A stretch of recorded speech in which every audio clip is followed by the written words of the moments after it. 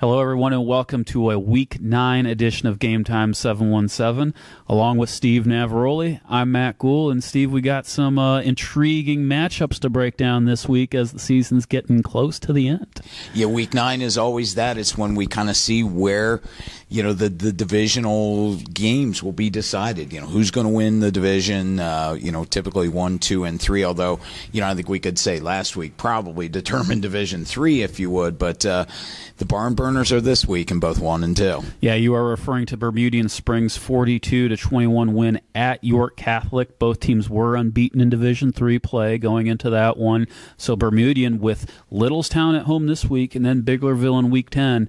The road is set for them. If they can win those two games, they are the Division 3 champs. They're currently second in the District 3 Class AA district rankings, so they're looking at getting 2 home games before they get to Hershey if they can win out again. So the Eagles are in good spots, and so is York Catholic. I was going to say, York Catholic did nothing to hurt their credibility going the rest of the way, particularly looking into the single A playoffs. And they could take a lot from that game. I know a 21-point loss sounds like bad in one instance, but number one, they scored 21 points against Bermudian, which certainly nobody else has. Yeah, that was they almost doubled Bermudian's defensive point total this season. I think they're at 48 now, so 21 is close to it. But and they were within that game. They were only down 28-21 in the third quarter after a big Hakeem Kennard touchdown run.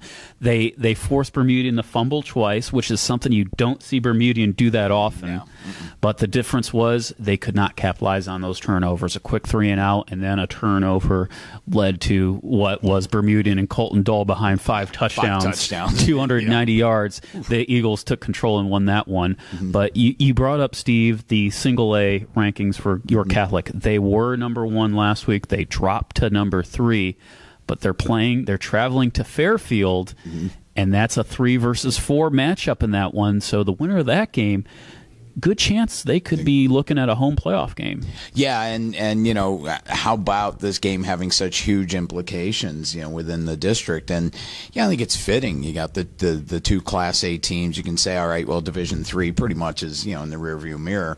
But let's see where you stack up for a district playoff. Most definitely, and it's kind of interesting looking at these two teams because York Catholic has been probably, outside of Bermudian Springs, the most explosive offensive team. They've at least been the most balanced, and Hakeem Kennard has a lot to do with that. Yeah. He leads the York Adams League in passing yardage. He's also a quality running back. Had I should say just a runner from out of the pocket.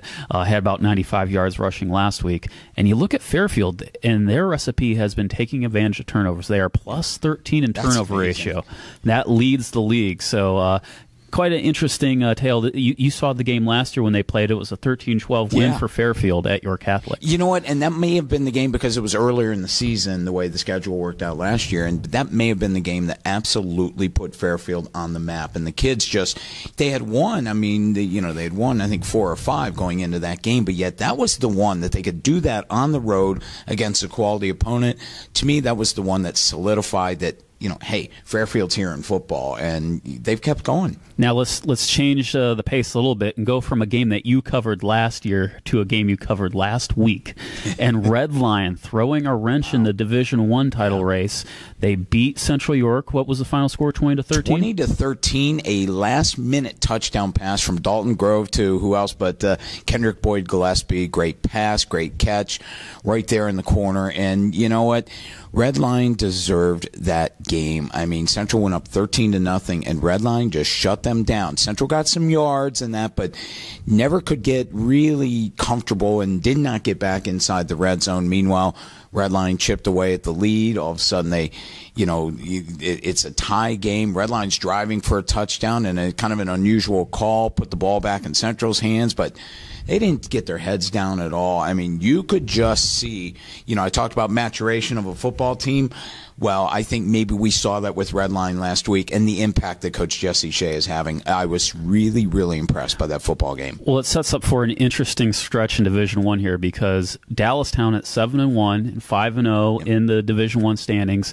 They play Central York this week, and then they travel to Red Lion in Week 10. So those two teams, both 4-1 in the league, have a shot to earn at least a share if they can upset the Wildcats. Yeah, and, that's the thing. And, we have seen this year in and year out that Division I rarely has had an unbeaten champion. I mean, a few years ago, Dallastown did it, but it has not happened that often. Usually somebody beats somebody that you don't expect. So, we'll have to see. Certainly the Wildcats, to coin the phrase, control their own destiny. But, Central's going to come back mad. You got to know that after a loss. You expect that. And of course, Red Lion is now saying, don't forget us, and we're your rivals. One of those ties that comes to mind is 2 years ago, Spring Grove was playing so well, and then there comes Central, beats them and earns a share of the league title, and they're in position. They could do it again very well. They'll have the Wildcats on Friday night, and coincidentally, Redline will be playing Spring Grove. Yes, I know. So, before we close things up this week, we want to look at Division II and the game that we probably had circled at the beginning of the season. Both teams always have this game circled, and that is West York playing host to Dover. Yeah, when you look, the schools are roughly 5-7 miles apart. They are the neighbors.